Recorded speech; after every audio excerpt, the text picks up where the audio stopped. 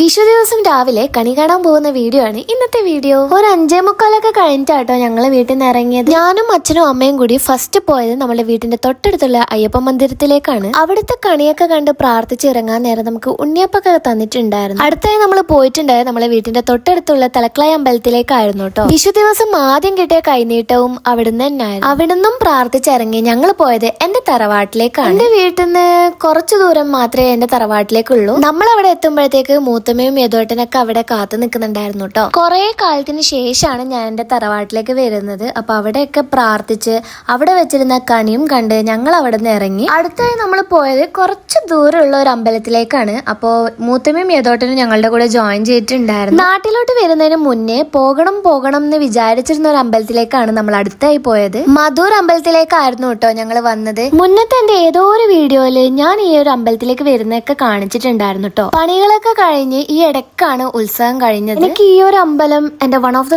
Favourite അമ്പലമാണ്. അപ്പൊ അവിടെ നിന്ന് നമ്മൾ പ്രാർത്ഥിച്ച് പ്രസാദമൊക്കെ വാങ്ങി അവിടെ നിന്ന് ഇറങ്ങി തിരിച്ച് വീട്ടിലോട്ട് പോയി. അപ്പോ അടുത്തായി വരുന്ന മെയിൻ എന്ന് പറയുന്നത് നമ്മളെ വിഷു കൈനീട്ടാണല്ലേ. അപ്പൊ ആ ഒരു വീഡിയോ ആയിട്ട് അടുത്ത് വരുന്നേക്കും. അപ്പൊ അതൊരിക്കും ബൈ.